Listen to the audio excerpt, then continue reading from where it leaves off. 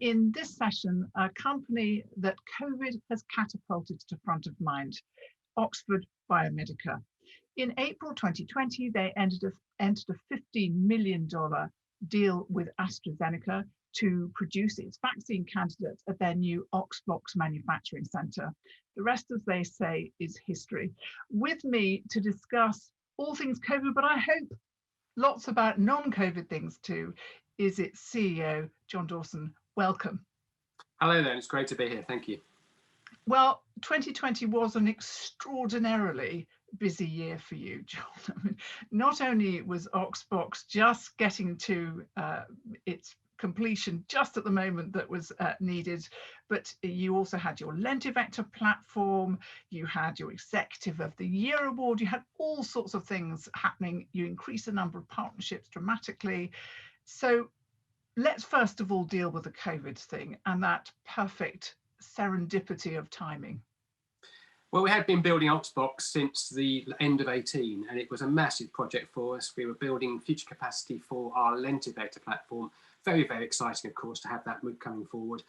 And we were planning to have some of that coming on stream in 20 as we needed capacity, some coming in 21, and some coming on in 22. As it happened, we were talking to the Jenner Institute before the tie-up with AZ, and we started talking to them about being there for manufacturing support for the vaccine. So important to try and play a part against the pandemic. So that's what we did. We started talking to them. Obviously moved on to work with AZ after that. They then worked with us, gave us the first deal and a second deal, an 18-month deal, the second one, to work on the vaccine. We borrowed 2 large bioreactors from VMIC, 2,000 litre bioreactors to put into the suites. And we worked frenetically to make sure we were ready to produce the batches so vital to the UK population and the European populations. So from there, I could say the rest is history. It's not, we're still working on it, a long way to go still, but we are producing it successfully and shipping it. And so it's been 6 months of activity for our process development and our manufacturing teams like never before. So we've done our normal business, plus on top of that, in our spare time, we've worked on AZ as well. So it's been amazing to be part of it, but it has been a massive, massive draw on time and effort of the individuals concerned. Well, congratulations. It's been a just totally magnificent effort on your part and all of your staff and colleagues. Well done to all of them. And thank you.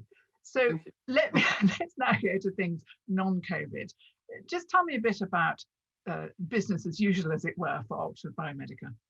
So to give you a little bit of history, we started back in 1996, went to the main market LSE in 2001, I think it was, and actually in 2020 we moved into the FTSE 250. So that was something, when I first came to the company 12 years ago, if someone said to me, you're getting to the FTSE 1250 before you leave, I think I would have laughed at them. But I mean, it's fantastic, it's a great achievement, and so much down to the team I work with and the guys in the company. So important to have a great team and employees around you.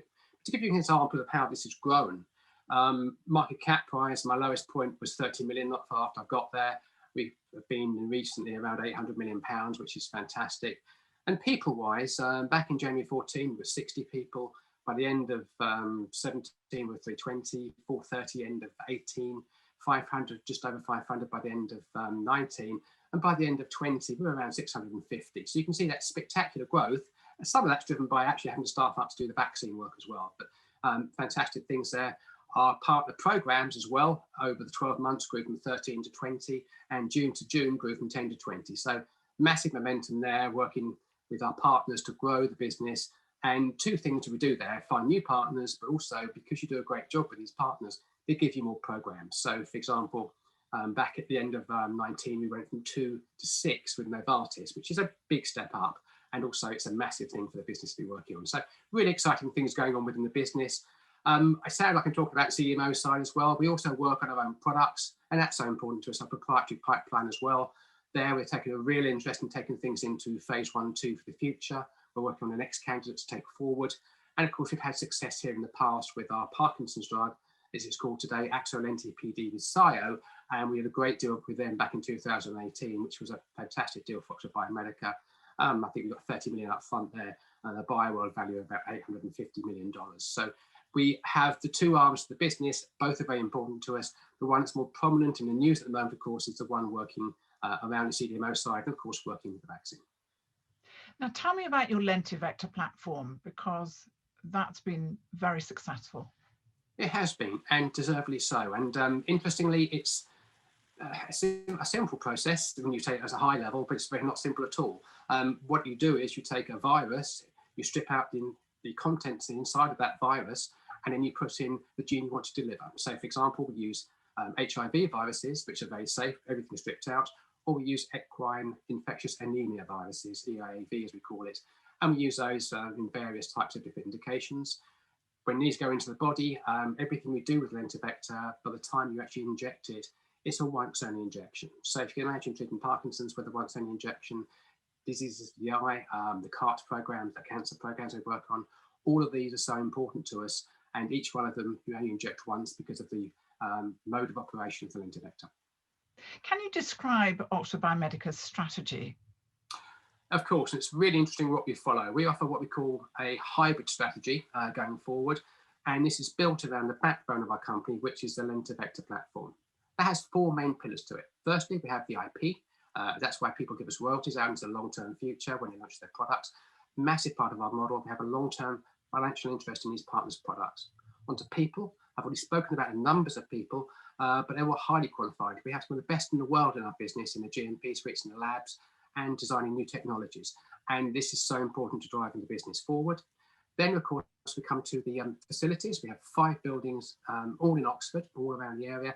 We've gone from 4 GMP suites to 7 in the not too distant past, effectively, and also many, many more laboratories than we had, because we had to take away that bottleneck as well. And the other big thing we have is the quality systems. And again, we worked with Novartis to launch Kymriah, where FDA approved for commercial manufacture of Lentivector, so important. And other partners look to that qualification to be so important to them as well. So that's key. Then we drop into the 2 parts of the business. Firstly, we have the CDMO side, where we have these 20 drugs we're working on with partners. And this gives us this manufacturing potential, firstly, and then royalties as and when the drugs get to market and they're commercialized, and also incentives generally, and milestones along the way to get these things done. And we have some great partners in that area. We have Novartis, Orchard, BMS, Santen, many, AstraZeneca is the newest one, many partners there, big names and very important to us. To the other part of the business, on the graph I normally use, is it's to the right-hand side. We talk about our proprietary products, and that's, of course, 8 of those. And here we have 2 choices here: to keep them in-house and take them forward ourselves, to take them into trials and do them, or we can actually license them out to partners, such as our Sio deal I spoke about earlier. And the Sio deal with our Parkinson's drug was very lucrative financially for the company, a 30 million up front and a buy of $850 million, and lots of milestones and royalties. And of course, the royalties there are much higher because it's a drug we designed ourselves as well. So really exciting to do that type of thing. Love to have taken that drug forward ourselves, but the risk profile of the company at the time was right to do that and share the risk with other partners. But a fantastic opportunity of that drug, and we're very excited about it. We plan to do further stuff in-house ourselves, so we want to take drugs into phase 1, 2 and go further with those, because we believe even if we're licensed out at the end of phase 1, 2, the upside for shareholders would be huge, although we might at that point in time decide to go further with drugs as well. All about where you are at the time, your balance sheet and your support from your shareholders. Now, you've seen a doubling of partner programs in the last year, which is extraordinary. And was that a deliberate strategy, or is it one of those things that's just been organic? I'd say it's deliberate, but also organic. So first of all, we want to have as many programs as possible to make sure we actually have the most shots on goal working with our partners, because the more you do, you'll get the manufacturing revenues, and ultimately you'll get the royalties from those things as well. So important to us to have those royalties, because they are very big numbers. And at a point in time, the royalties become almost greater than the manufacturing. So if the drug does very, very well. So yes, it's been a great idea and a great aim to get more programs, but again, we've done this also by default by working with partners. We've done a great job with them. They like us, they work with us, we've succeeded for them. So they can give us more of their programs, because that's the natural way of doing things when you have a great partnership. So yes, it's planned, it's wanted, but also it's evolving with our partners we currently have because we perform. You've talked a bit about AZ and what you're doing with them and about Novartis, but how about the BMS and Juno partnership? Well, that deal is a great deal for us, and we believe that one day that'll be as big for us as Novartis has been and is going forward. So we'll have 2 huge partnerships in that point in time. That deal was a buy of about $227 million, I think it was, with a $10 million upfront, 4 programs, CAR-Ts and TCR-Ts, incredibly exciting.